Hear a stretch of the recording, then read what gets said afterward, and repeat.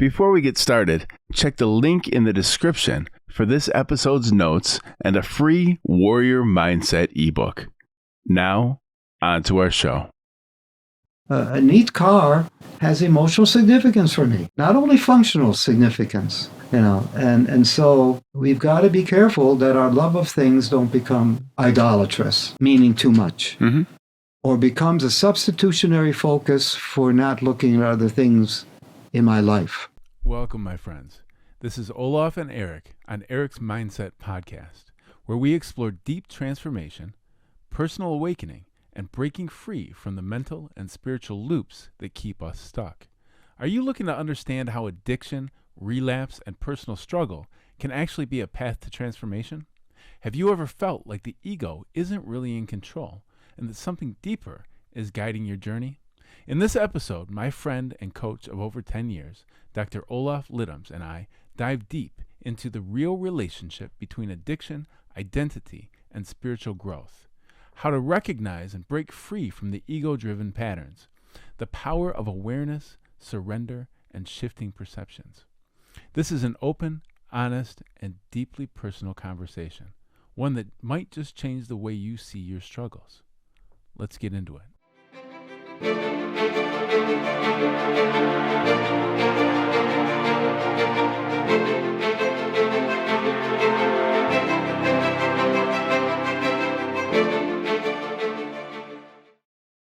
Yeah, there's a lot of people working on caring for creation, caring for the planet, which we are responsible to do. We humans have been given the responsibility to care for the planet like the sacred does. And the sacred leaves it to us to do it and gives us the capacity, but we have to care about it. We have to sacrifice for it. And then lean on the experts who can guide us as to how to clean up the ocean, how to do carbon capture, how to reduce, reuse, recycle, et cetera, et cetera. I mean, the knowledge of environmental responsibility is there. Yeah. But I think there's a lot of resistance to acknowledging that because, it's a thorny problem, and to a lot of people, it can seem too big. And when things seem too big to tackle, that's when people can get defensive and say, "Oh, it's not important anyway," or later, or it's there go the libs again, talking about environment, and and here I am struggling with the price of bread and eggs for my kids, So it's it's a struggle. And this is definitely your area of expertise. Yeah, I've done some teaching in the area of environmental sustainability, working with environmental scientists. Yes. Sure, absolutely. And but you see, and you think that so there seems to be you feel that there's a lot of resistance because from my perspective, and I'm just a layperson in this, is that. And I spend a lot of time in nature, but it seems as if everybody knows there's still a political argument as to one way or the other based on what the needs are at the time or who wants to do what. But it doesn't seem like one of those factors that we in the public really argue about anymore is like, no, we have some issues to take care of. Yeah, and there's a whole raft of issues, and it's up to the public to decide in part what are the topmost issues that we want to or need to address. And environmentalism can often be relegated to the end of the line. Yes, you're important, but here comes something more important right now. I call it the price of eggs. And I am not minimizing economic pain, especially for families with kids, dependence. And so I'm not one of these libs who's saying, environmental liberales. No, but part of spirituality is to care for our environment and to keep it and to be creative caregivers, caretakers. Yeah. Well, yeah. I mean, I don't think those things have to be mutually exclusive. I think it's a ridiculous argument. Yep. I think it's a made-up argument. It can be. Yeah, I know there are times when it's like, well, there's lots of times actually. It's a fundamental part of life is that you can take an easy road and get something done for yourself, or you could take the path that you need to because you know that you're trying to take care of other things as well. Yeah. Yeah. Yeah. So and definitely politically, forget all that. I don't like. I don't like getting pigeonholed into one side or the other. Yes, I like to look at things objectively and say, what do we have to do here, and how do we go about this to serve humanity and the planet? Yep. But the important thing is exactly the line you just said. That part of spirituality is not just the interior sense of a meaningful connection to sacredness, but also a commitment to the common good, the human common good, as well as the environmental, sustainable good. Yeah. Well, and I don't know. I feel like we've been led astray into some weird directions again with the politics, and the politics sort of sways the direction of things. Yeah. But I feel as if, there's a new direction that could be had at this time. Absolutely a new direction. Yeah. There are philosophers who say, hey, we're on the path of destruction and we need a new direction, a deeper understanding of our common humanity and how not to just survive, but how to thrive. Right. And war does not help us thrive. No, absolutely not. Absolutely not. Hopefully we're headed towards more peace. I mean, none of us are really on the front line of much of anything. We kind of we get our news from whatever source we do, and then that sways our opinion. But hopefully we're headed in that sort of a direction towards more peace. Speaking of that, I'll call it the scriptural New Testament ethic, or a top New Testament value is peacemaking. And the same thing in Buddhism, peacemaking, Hinduism, peacemaking, to be at peace with yourself, peace with the sacred, peace with sisters and brothers, peace with your circumstances. Blessed are the peacemakers, for they are considered daughters and sons of the sacred. Absolutely. It's a quote from New Testament thinking. Yeah. Priority of peacemaking. Even lines like, love your enemies, don't give in to evil, fight evil with good. Fight evil with good. Don't fight evil with evil. A gun against a gun will only lead to mutual hurt and death. Right. Fight evil with good. Easy to say. But what does that mean for our collective lives as well as our personal lives, Let me say it. There's a way that I view things, and it's about the old, God is another person, or God is one with me, or part of me, or we're part of God, but I'm not really God, or I am God, or we are God, or this is, what I mean? This whole thing. And regardless of what that is, that I had, personally, for me, of course, I've gone through that whole thing myself, and I had to drop it. And what was cool is I dropped it because I sort of learned, out of experience, internal experience. It doesn't matter anymore. The intellect gave up on it. There was a particular meditation that I like. I got it from Neville Goddard. He's an old school biblical based metaphysician. How did it go? Simply the words were, I am. It always starts with I am, which is, invoking the name of God. I am the source of all abundance.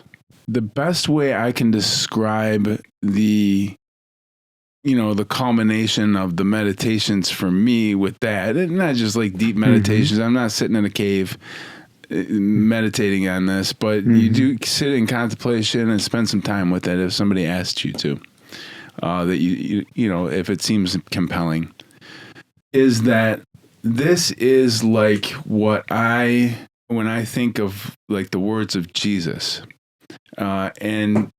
and he's saying, I and the Father are one, for instance, and there is one above that, and that is the Father. It's something to that extent.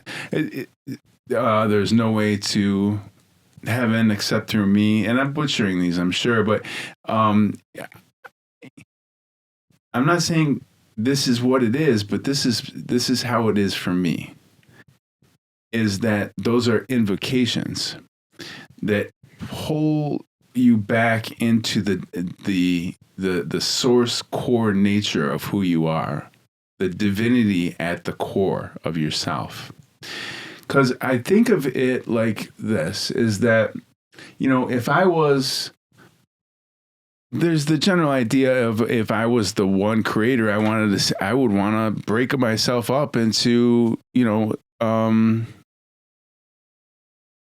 infinite aspects of self in order to look back at myself. But in this, what this particular meditation and sort of some variations that I created on it, it helped me to realize that, actually the me that is me was, standing in all its brilliance all the time, but the me that I thought I was off in a cave, trapped in a loop, exploring little veins that I thought were me. And this called me back into that me. So in some sense, you were caught in the false me's, and then experienced a shift toward your true self. Yes. To be more accurate, I mean, this happens over and over and over and over and over and over and over again. Is like, I wish it just happened once and I was done, but it doesn't seem to be like that. It's a lifelong process. Right. But yeah, that was, yeah. And from what you said, in my words, that when you came to a sense of more of the authentic me, you also experienced that laced with that was a sense of the divinity intrinsic to it. That your authentic me doesn't make you God, but authentic me involves a meaningful, I don't know what quite the word to say, connection with, or even immersion into a sense of the divinity of all things. I think it's a mistake to make that distinction. I think that's what actually now I realize why I'm pulling it out. Say a little bit more, clarify. Okay, so that part where we go, that doesn't mean that you're God, or that doesn't mean that I'm God. I'm not saying that I'm God. That's bullshit. We can't do that. Right. We're missing the point. Right. We are creature. We are. So that's the whole thing that I'm saying there. I am the source of all abundance. There, I found the vein. Okay. I am the source of all abundance. Now, if I in that, and now I just go, wow, yes, I am the source. And in that, you're invoking. If I'm somehow still creating separation, then I'm missing it. I'm creating separation if I'm saying, yeah, but I'm not God, but I'm invoking God. Separation. That's there is a distinction. I am an other to God, but in my conviction, I am truly beloved by the sacred, like unto a loving parent loving me as a son. That is one of the remarkable assertions of gospel thinking, the Gospels in the New Testament. We are regarded by our Creator as sons and daughters of the Creator, but we are also other and yet deeply connected. So separation, I prefer to use the word distinction, just like you and me. Yeah. You are other to me, and yet we have a lot of connections in terms of emotional resonance, being on the same page about a lot of things, understandings, adventuring together. So we are connected, but we also are distinct, unique souls. Yeah. Well, okay. So now I can see there is differences in perception that we have to honor. And because now what it comes down to then is who are you? When I say I am the source of all abundance, I'm not saying Eric Ross is the source of all abundance. Mm-hmm. I'm saying the awareness that is the divinity within me. I don't own it. That would be hubris. Mm-hmm. Eric, Mm-hmm. the ego Mm-hmm. self, yeah, does not own the awareness itself. Yeah. That is divinity. That is the witness. That is the core. So from my perspective, I think it's the awareness calling itself back to itself, out of the crevices of the egoic self. Okay. Yeah. So kind of the ego trap, and that does indeed touch upon authors that I have read. John Sanford is one who combines New Testament theological understanding with psychology, but psychology, analytical psychology via Carl Jung. And John Sanford talks about how we construct kind of a fictional ego self. And then we want the world, people, how they relate to us and circumstances to kind of accommodate our ego self, what we need and what we want and what we aspire toward. And we think that's my true self. And we fight for it and we defend it and we get mad and attack people when they kind of put us down and kind of, want to undercut our ego. Ego, that kind of spiritual egotism. This is one way to talk about it. And what John Sanford says is to enter a fulfilling, holistic spiritual life is to let go of that ego orientation and come to your larger self. And he uses the capital S to talk about that, which kind of intimates what you're trying to say, that there is a connection between divinity and the self. And the self of you and me is so much more than our ego constructs. And if we stay with our ego strong construct, we shrink. We crystallize ourselves into almost a caricature of ourselves versus a true, ever-growing, expanding capital self. Right. And which is so much more than our operant ego consciousness. At the same time, John Sanford says, when you realize the fuller, deeper self, and self in divinity, and divinity in self, at the same time, there is almost like a funnel from the sense of self. You funnel into a true center, which is the I am. Yeah. And so the irony is the I am is not to be equated with ego. No. The I am is the core of who you really are. And all faith systems, as I observe, and I would say all the major ones, in one way or another, are attacking egotism and operating by the world needs to operate in my terms, my ego. And in AA talk, Alcoholics Anonymous, we talk about queen baby and king baby.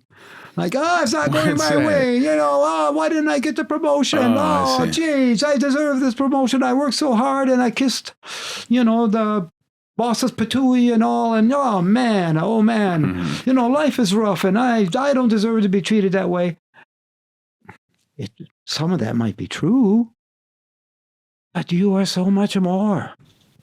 But not if your ego pours all of your self-validation into that role and that promotion. Sure. Oh man, talk about narrow and needless pain and narrowing yourself. Really, each of ourselves are so much more, and so much more in the dimension of divinity as well as in the dimension of humanity and environmental connected creaturehood. We are a larger self, intrinsically connected to divinity, and the I am is the operant agent, if you will. Sure. Okay. Not the ego, but the I am. The I am. And that becomes the source, of abundance, yes, but the source of living richly, living well, living soulfully, living lovingly, living beautifully. I pulled out a note from one of my books, as I was saying, I do culling, and I had made a note from Buddhist, thinking about the devas, 6 smaller states of spiritual perfection, smaller states of spiritual perfection. And one of them is zeal, aliveness, loving life, soulfulness, pizzazz, zeal. Interesting. That's one of the 6 devas. Devas. Yes. Devas. Okay. Am I pronouncing it correctly? I don't know if it's divas or, divas, bus? I've seen the word before, and I think I bust over that myself. How do you say that? Right? But really, part of vibrant, healthy spirituality is zest. Sure. Yeah. Zeal. Interesting. Yeah. What else? What were you looking to get into today? Looks like she got some Thanks things for the laid question. Out. Yes, sir. One of the things, again, a book that shouted out and said, "Pay attention to me." Yeah. Is a remarkable book by Karen Armstrong, an interfaith religious scholar and author. And she did a TED Talk some years back, I don't know, maybe 20 years back, a TED Talk on the compassionate life. Her key theme is religious systems basically are there to instill and enhance compassion, developing compassionate selves. And she talked about the 12 steps of compassion. And the TED Talk audience were in rave about it. Okay. And they said, "You got to do more with this, Karen. You got to do more."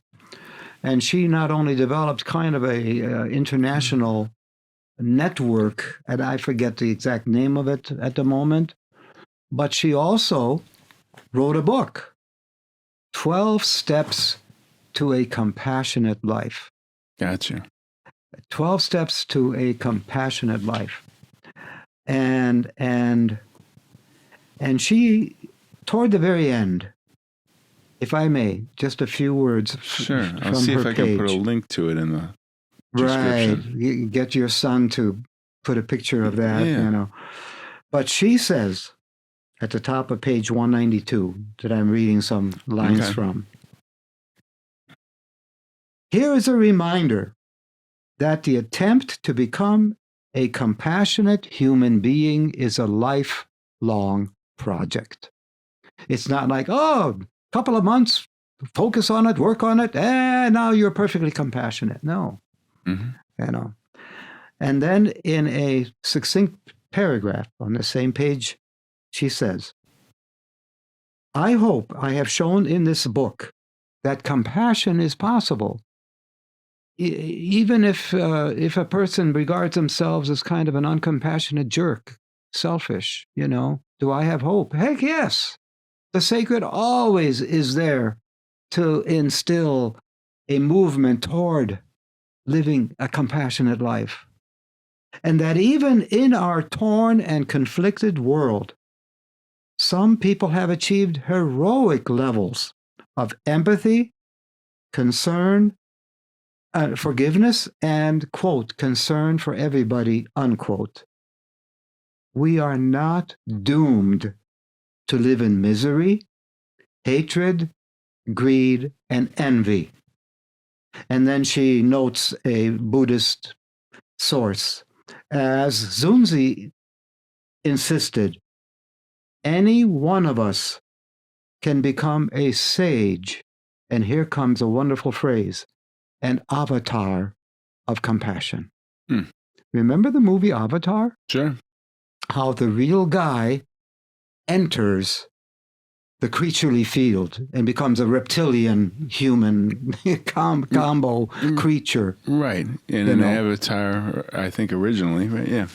And in some sense, we are avatars of the divine self.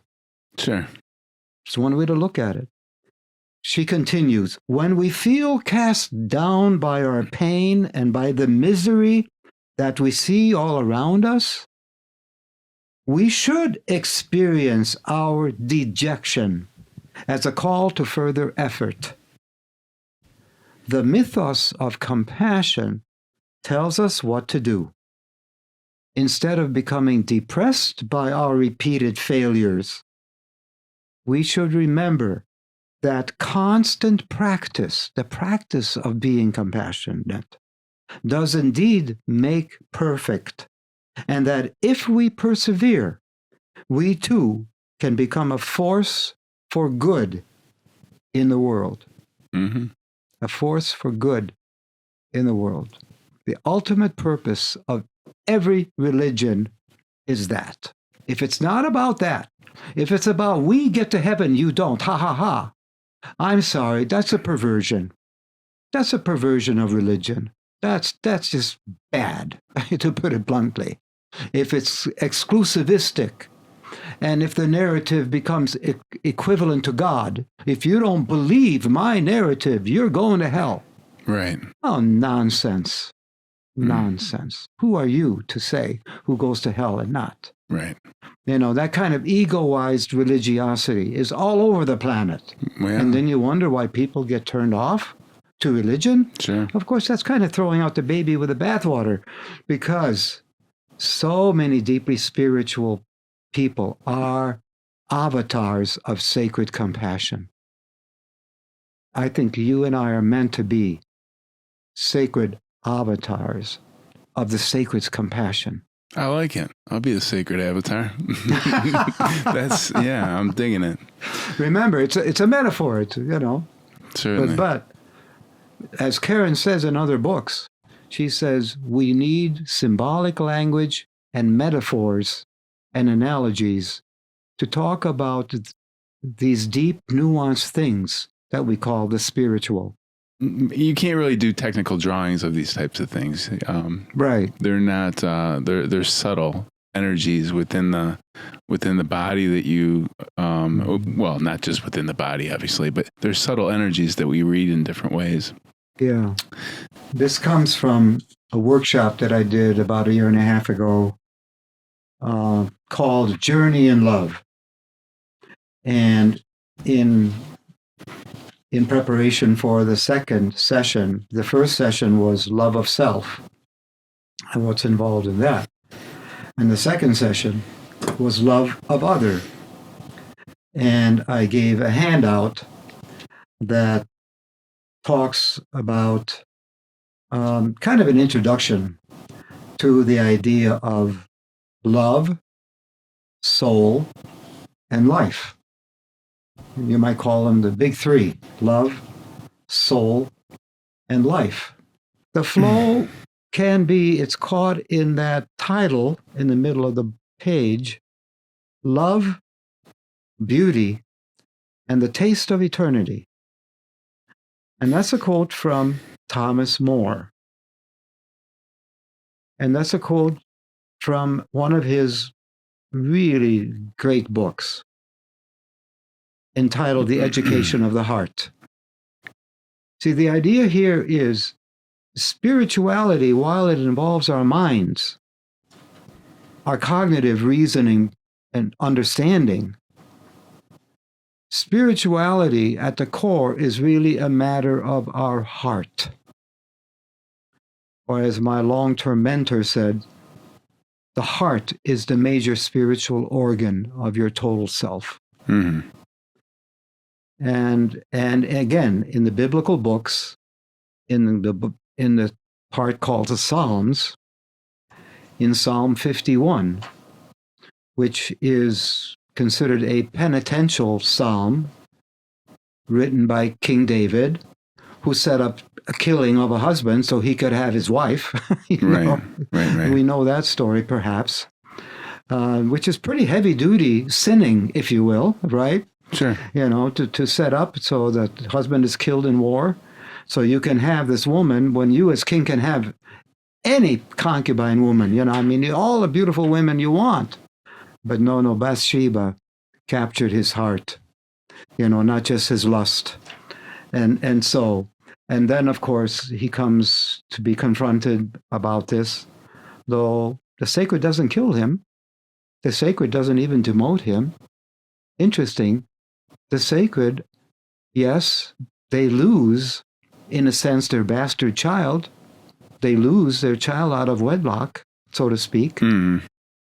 But they have more children, David and Bathsheba. So this idea about, the sacred, how can the sacred ever forgive, David? The sacred's compassion, the sacred's understanding of our human condition is so profoundly more than what we can ever grasp. So anyway, coming again to the heart, somewhere in the middle of Psalm 51 are these words from the repentant King David: "Create in me a clean heart, O Sacred One, and renew a right spirit within me. Cast me not ever from your presence, nor ever take your Holy Spirit from me." That is, you could call that the heartbeat of biblical spirituality. And clean doesn't mean pure. It means an open heart, a receptive heart, a repentant heart. And renew a right spirit within me. Mm-hmm.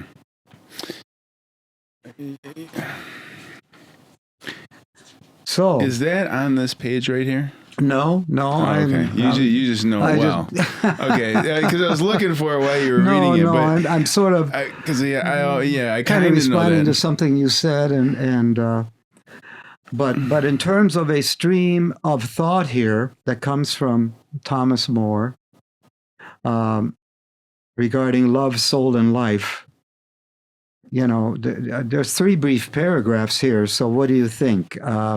Sure. Well, no, this is beautiful. How about I'll read them and you comment on them? Okay. The human soul cannot be equated with the brain, consciousness, or behavior. The soul is the very breath of our vitality, an unfathomable source of our identity. It is not a problem to be solved, but rather rather our very life that needs food and nurturing. The best food for the soul is a mixture of love, beauty, and excursions out of time where we glimpse the eternal. We need love, we need beauty, and we need at least passing acquaintance with eternity. To the soul, these are absolutes, and yet in modern life, these three graces of life and values largely neglected. We reduce love to interpersonal relationship and then treat relationship as an emotional problem. We seem numb to ugliness and allow our world to be shaped and adorned according to the exclusive principle of function. Even religions seem to have forgotten the central place of the eternal in the development of reverence, ritual, and contemplation. The soul longs for love that is unconditional, unending, and without a tangible object. Beauty relieves us of the limitations of function and pragmatism, dehumanizing signals of a loss of soul. And eternity is the proper frame of the soul, whose immortality is ever present and whose endurance knows no limitation. Well read. Thank you. One way that I think about it and share with people, it isn't, we don't have a soul, we are a soul. Yeah. The soul is, again, the totality of who we are in terms of the dimensions of mind, body, and spirit. When we get into functionality and pragmatism, we're into body and mind. And we are highly marketized people. We are manipulated and marketized in our mind.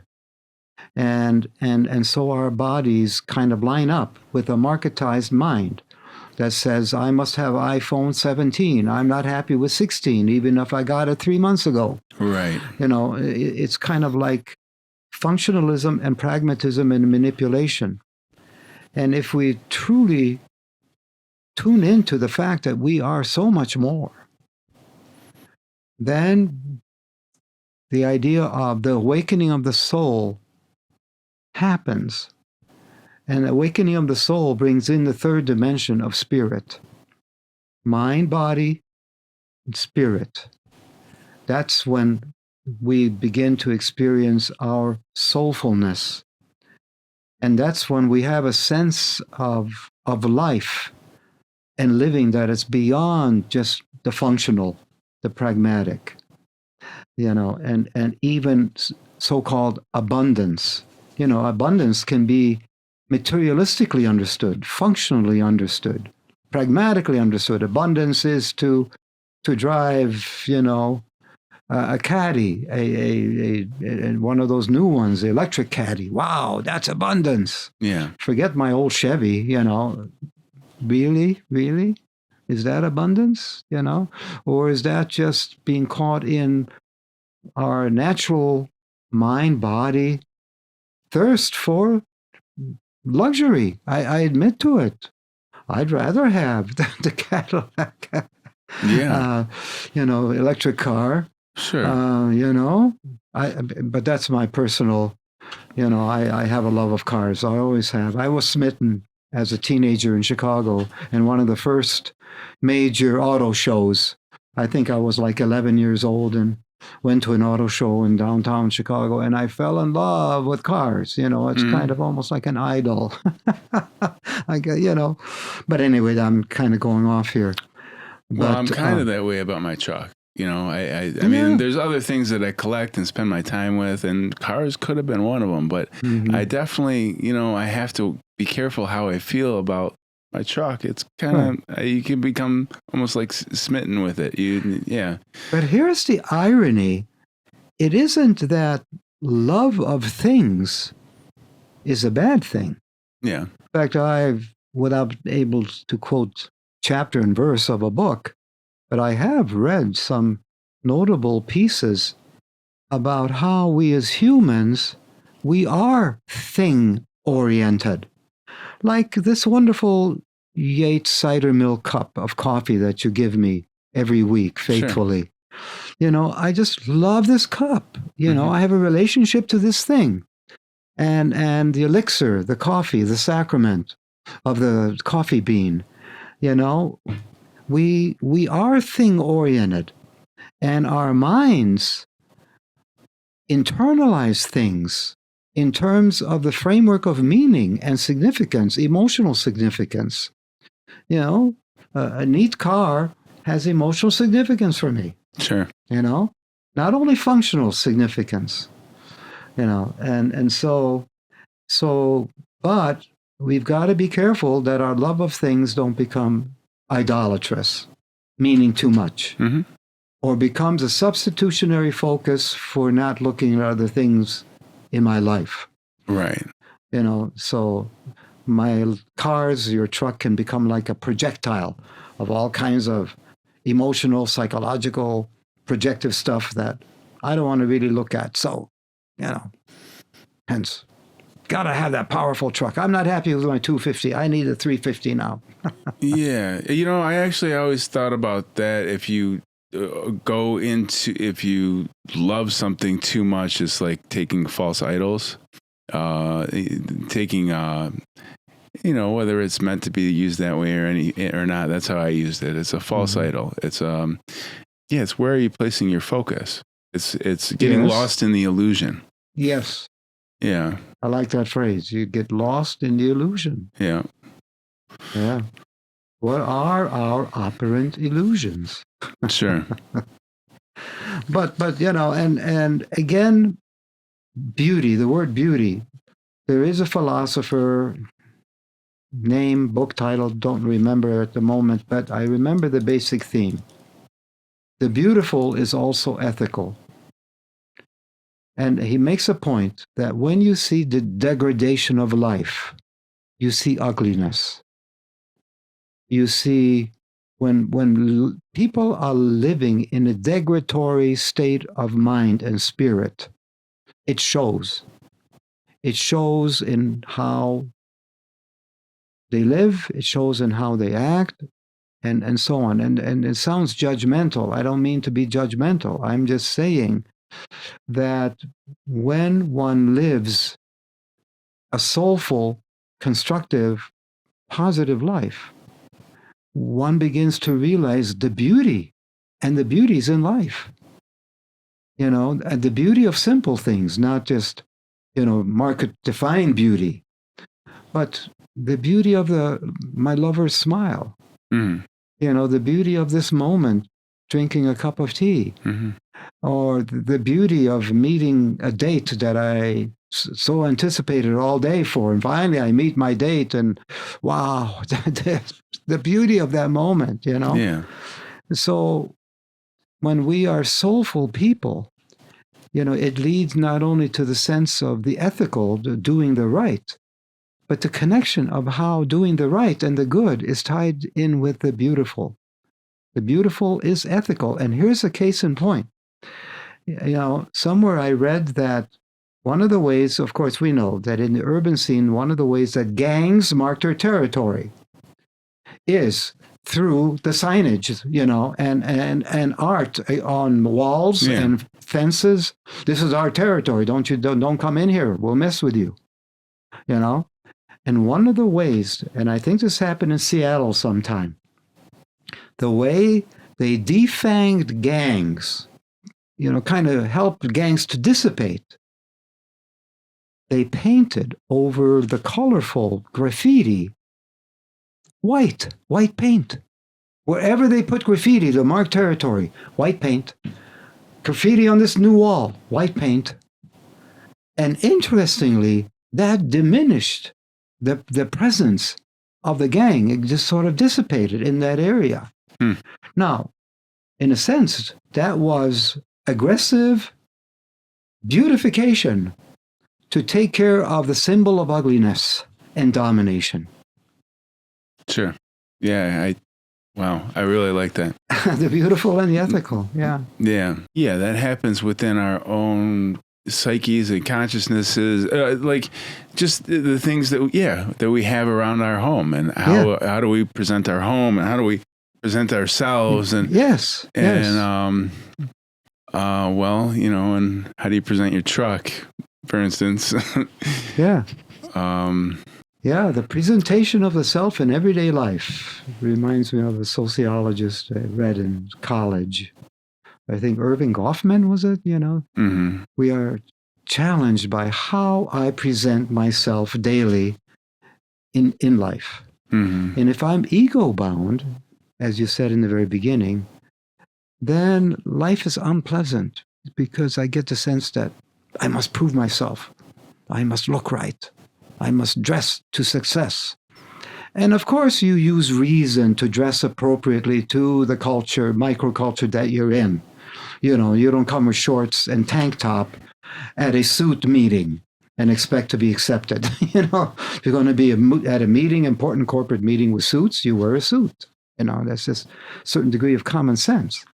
It doesn't mean you have to be egoized about it, like I am my suit and my suit is me. No, I am me. I am going to contribute to this important corporate meeting, and I'll just pick out this suit. This touches me today.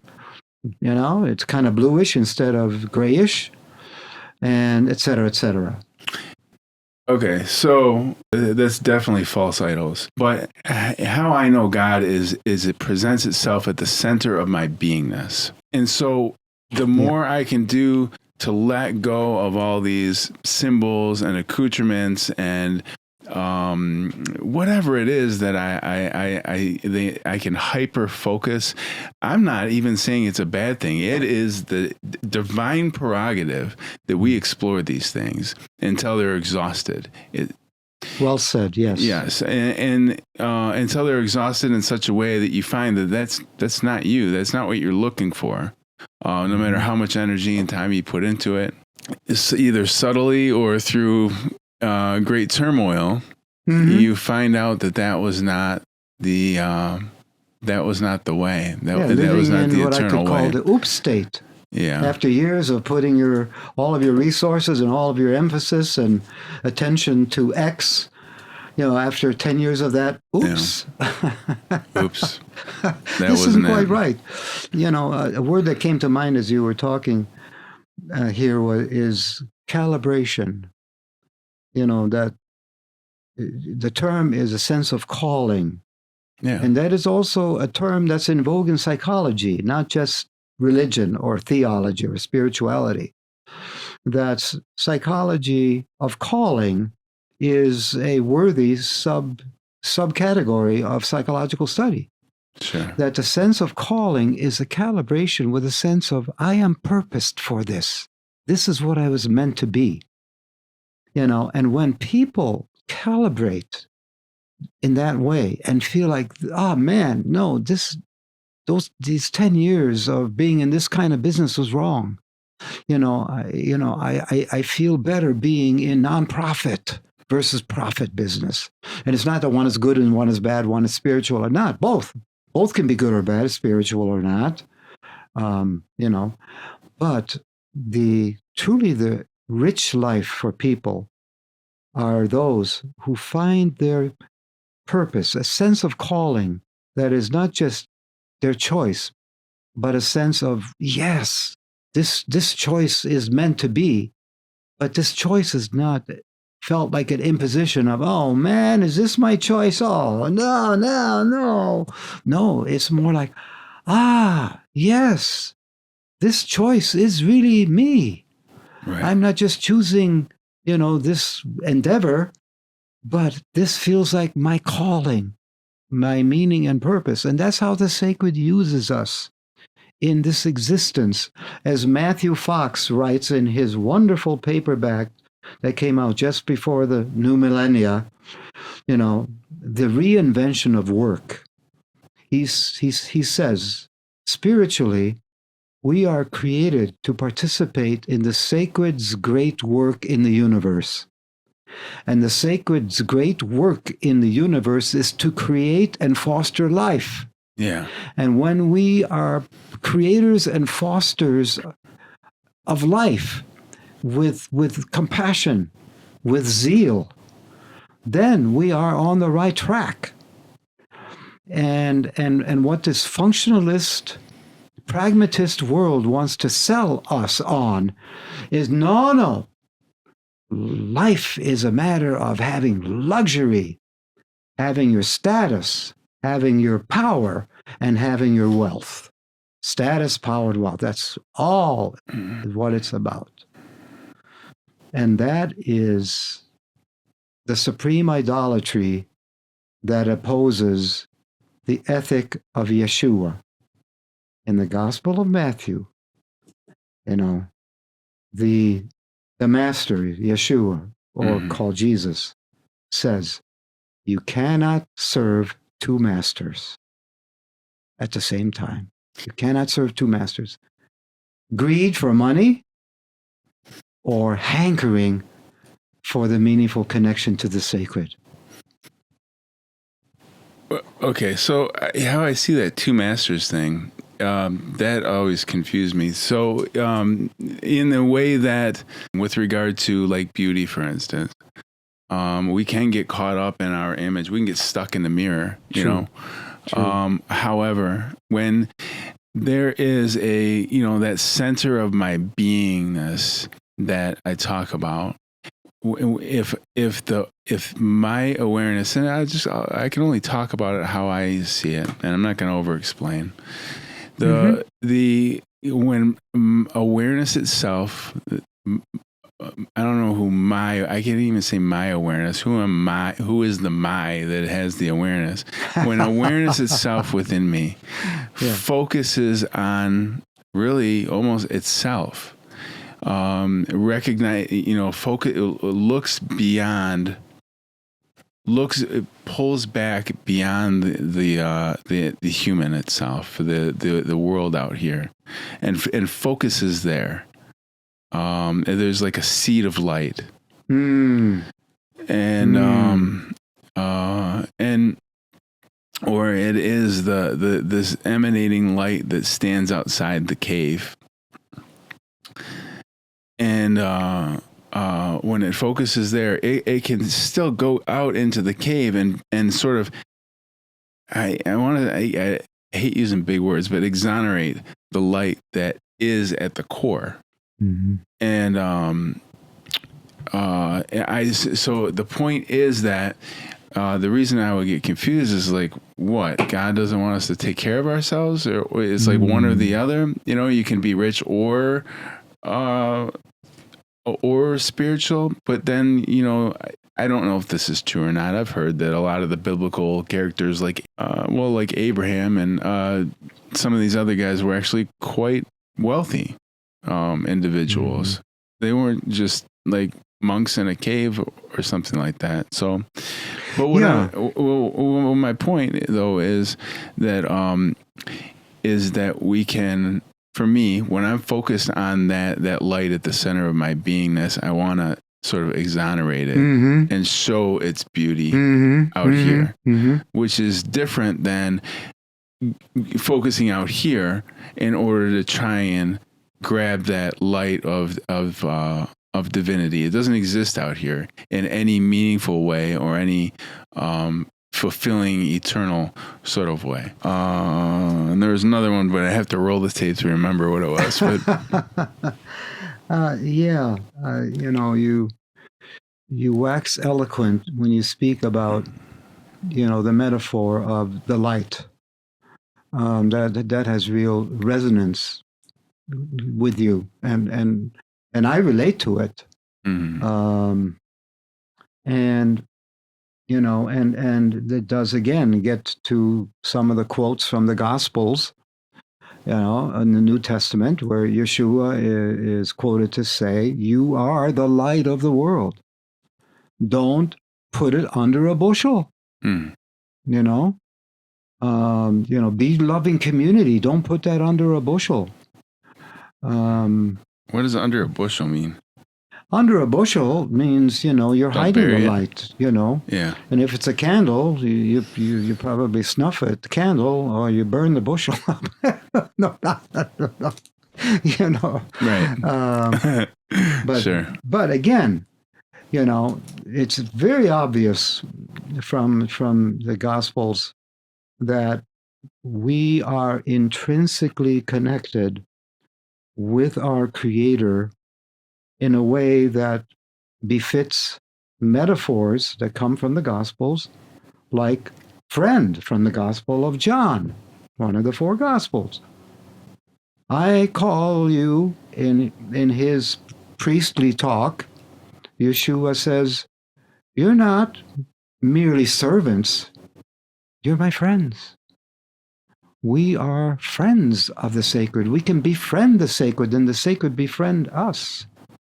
You know, and so these words convey little aspects of this complex, deep, nuanced, and wonderful connectivity to the sacred. Absolutely. Sure. You know, to live a soulful life is to have taste of eternity, as and to taste eternity. Be conscious of eternity as well as love and life and beauty. They all are together. Yeah. I guess I want to say I see it a little different, but it's in the same vein. It's just a slight difference is that I think that the emanation, that awareness itself, is the divine, is the sacred. That not so much think, but through my deepest, meditations and perceptions over the course of my lifetime. That's what feels right. So when I say, I am the source of all abundance, this is a type of invocation that allows me to cut past the ego for a second. Sure. To enter that state where you may have in lovemaking, or you may have in deep meditation, or whatever way you get to it, where you recognize the oneness in self and God or divinity, eternity. Yeah, I relate to the word awareness. Yeah. We're talking about, spirituality and evident lived, self-consciously lived spirituality is contingent on awareness. It is a form of consciousness, awareness. And when we have that awareness, there is a confluence, co-influence, where you can say, similar to Yeshua, I and the Creator are one, because I am living within the Creator's purpose for us, for me. So I really relate to the word awareness. I think we have some differences, narratively speaking. Yeah. But I, and when you have differences in narratives, certain key words will be used a little differently, but there's still a common reference. Absolutely. Yeah. Spirituality is a form of awareness. Yeah. Thank you, because you put things so eloquently. They are they're a way that you can universally just apply it. Yeah. Yeah. Yeah. Absolutely. But I like this. And also this 12 Steps to Compassionate Life, It's a practical book. It's easy to read. Part of what I would suggest is, if a group of people are connected in a spiritual companionship, one of the things they could do is get this and meet and talk about each step and have 12 meetings. It's just a gem, and again, compassion is truly key to New Testament spirituality and ethics. It's biblical spirituality. Yeah.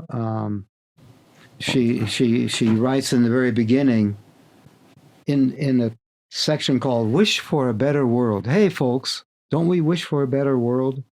She says, "We therefore call upon all men and women, one, to restore compassion to the center of morality and religion. 2, to return to the ancient principle that any interpretation of Scripture, Holy Writ, that breeds violence, hatred, or disdain is illegitimate. Number 3, to ensure that youth are given accurate and respectful information about other traditions, religions, and cultures. 4, to encourage a positive appreciation of cultural and religious diversity. 5, to cultivate an informed empathy with the suffering of all human beings. By the way, that is very Buddhist. Right. One of the key forms of love. Loving kindness, yes, but recognize, empathize with suffering and try to do something about it. And that's it, to cultivate an informed empathy with the suffering of all human beings, even those regarded as enemies. And that couples with the New Testament ethic of love your enemies. Yeah. Compassion itself is such a fundamental part of getting down to the nature of yourself, which has been, absolutely, I don't really know how it is with people there. I mean, we already talked about, I know in my own life, I've had those where I've definitely had a hardcore focus on my outward pursuits as opposed to the inward. But and I know, I draw exception a lot of times to when we talk about ourselves or we or me, because there's a recognition or a perception within myself that I've come to over time that, like, this ego self really doesn't have a choice in the matter of anything. It kind of goes through the story for as long as it's supposed to, but it doesn't have a choice to come into it or go out of it, as far as I'd say. How could it? In my perception, the ego does not play a part in the decision making of when it comes in and out of things. And so so for instance, addiction. Addiction. Okay. All right.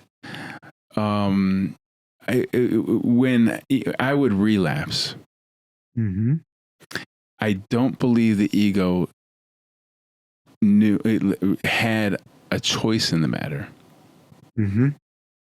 Now, when you say that, instantly what you could think is, well, you're not taking responsibility for yourself. Yeah. Well, no, that's not the case at all. Right. What's the case is that you stop fighting. And what actually, for me, each and every time, for years, I would a relapse once or twice a year around the holidays, same as many people, I think. And what would happen is, generally I'd be in a good place doing, good things. I'm not perfect, but I'm generally on track with it as anybody else is. Just trying to live your life and make good decisions, and do good works. And then all of a sudden I would have this something else take over. And it's just like, maybe I would get a little bit of warning a month or a week or a day ahead of time.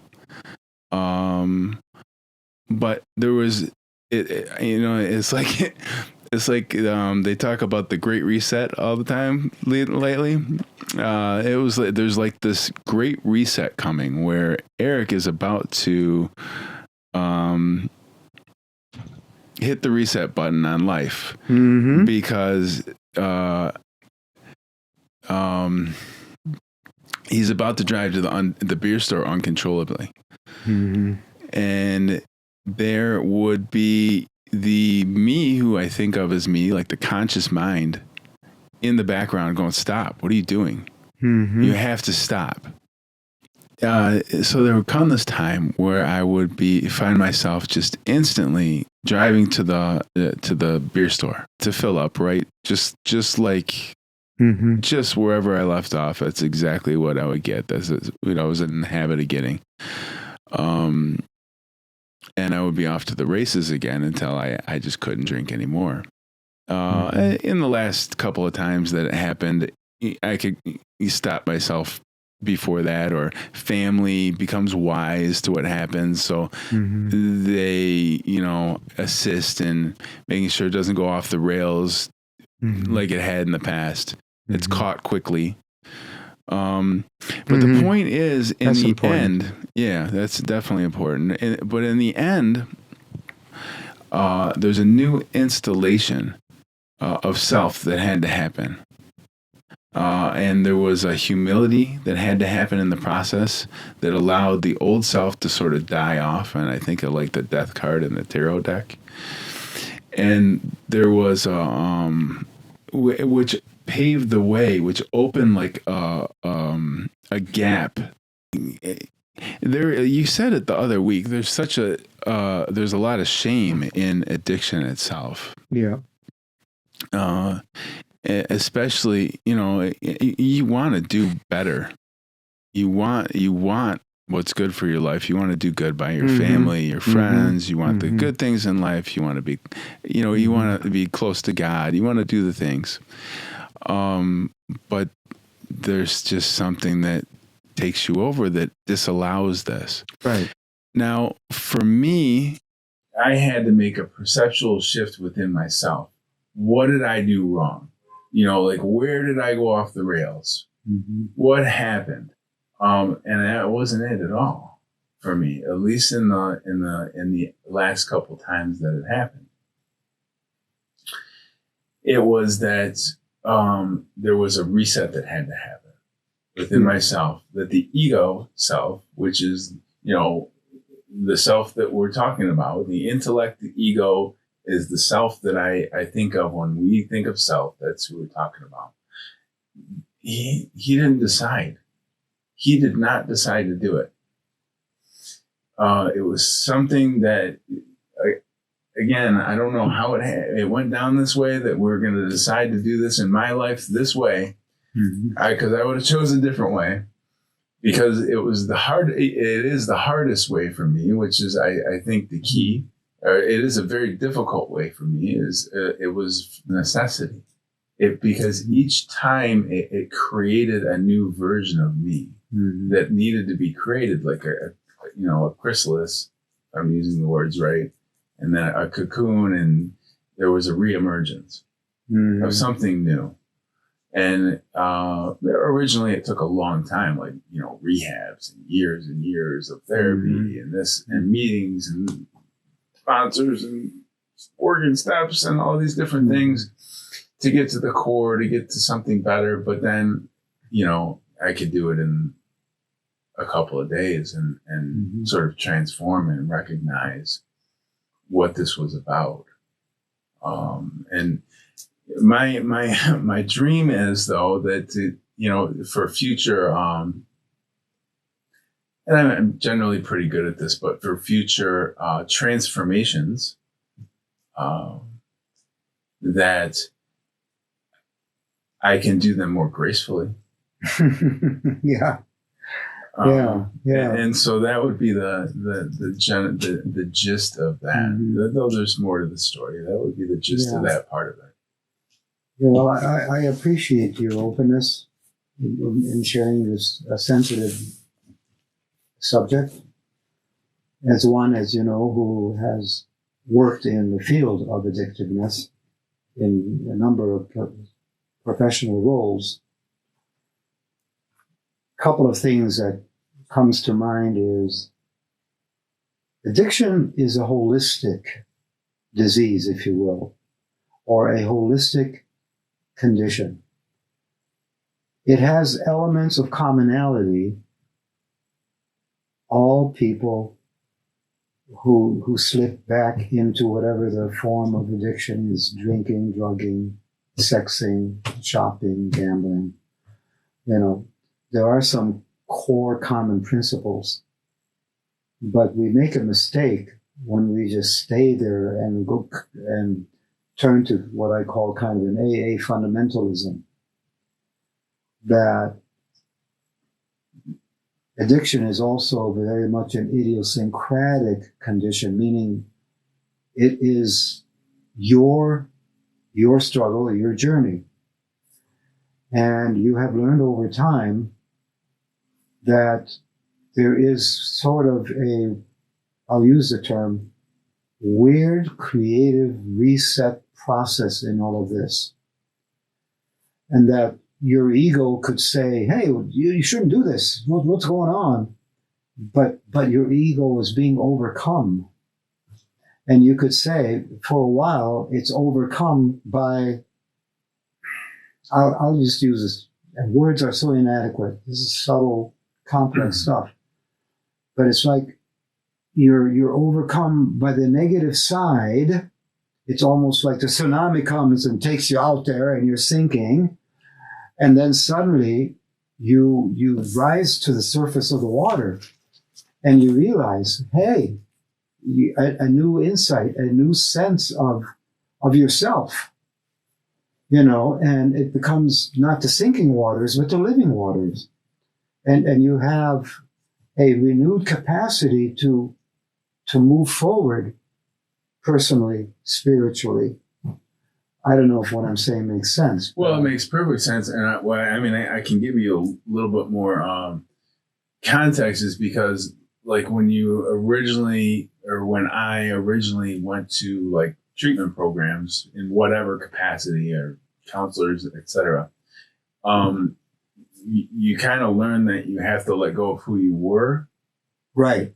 And that's what this is about, is that I created a device to let go of who I was and to become somebody new. And that device happened to be going on a bender and then having to recover from it. Oh, how does it happen? And I know how it's going to happen. Is it the way I detect it is it feels like I go into lizard brain. Like I just become this base animalistic creature. It's like the triune brain theory. It's like the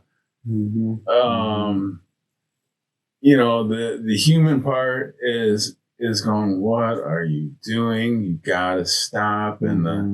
And the dog is barking, you know, the mammalian part, but the intellect is going, no, it's okay, boy, just relax. We're gonna get through this.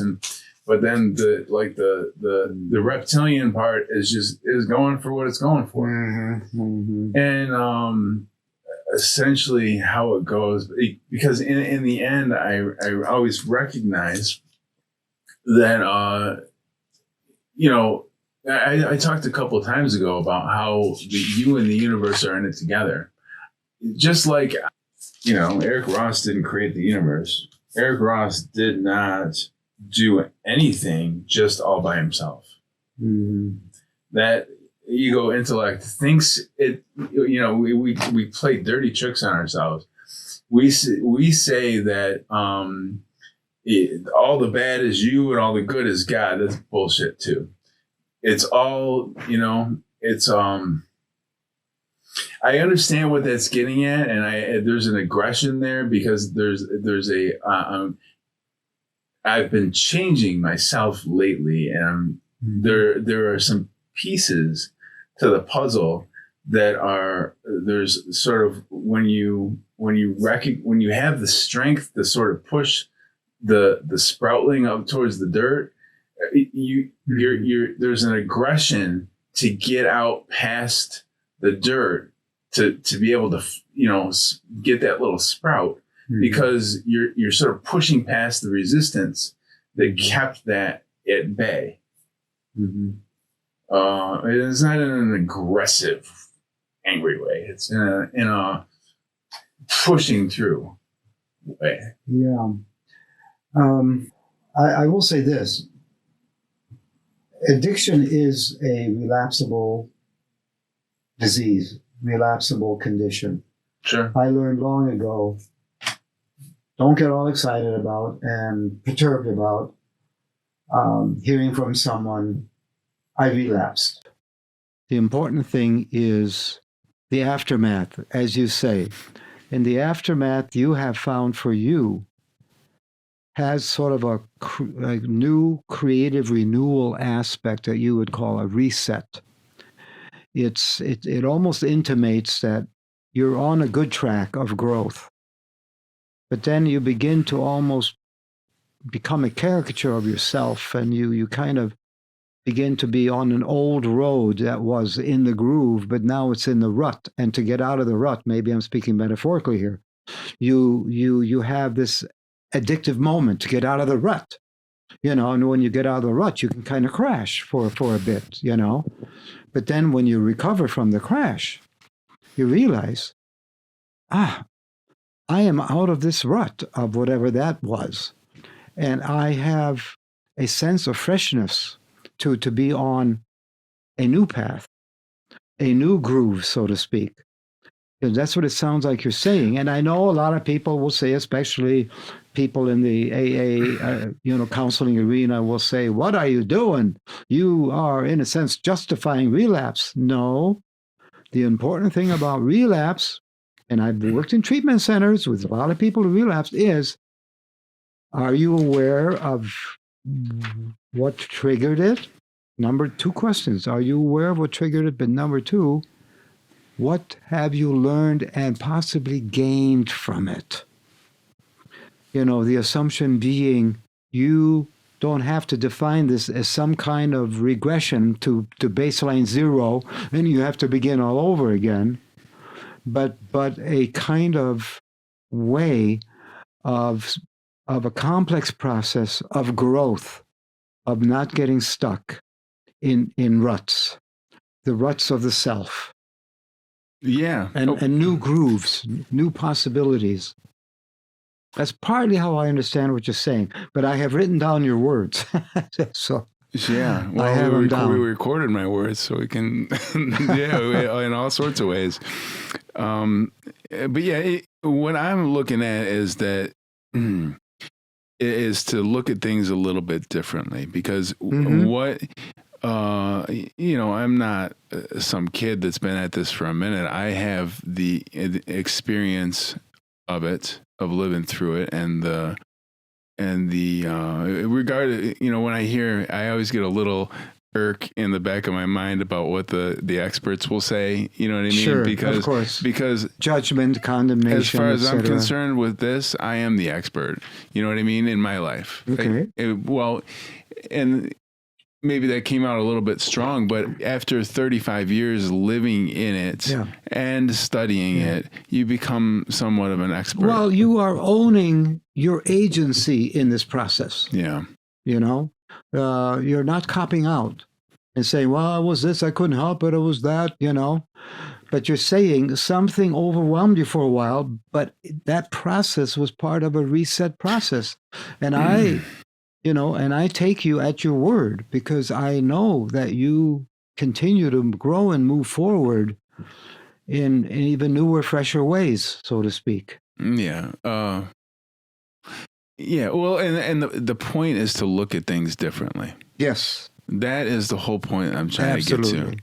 The point is that again, when the last couple of times that it happened, I had to shift into a different perception of even, of that whole thing of, well, what happened?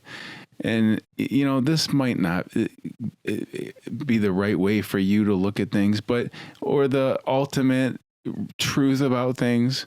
It's about the shift that I needed to make at an energetic level. Yeah. And that's the point. And then there's this distortion of trying to put that into words and concepts and the right whatever, and what's the right way to look at it. But what's really happening is there's an energetic shift that I'm trying to explain that happened. And that energetic shift came by not holding on to things in the same way as in the concepts of, well, what happened this time? You know, what's going to be different? Yeah. And that was neat, because that recognition of realizing that the ego intellect, Eric Ross, really wasn't in charge ever, is not a cop out at all. It was a back of the neck tingling moment where the ego intellect realized that it wasn't the only one there. That was one of those times when I said, hey, wait a minute, the universe and I are in this together. So it's actually a spiritual process. Yeah, definitely. It's a spiritual process. And again, going back to your words, where you sense an energy shift, an important shift that increases, you might say, the light in your life. Sure. Absolutely. Yeah. So, yeah. All right. Well, sir, I think that's a good note to end today on. Sounds good. See you next time. Yes.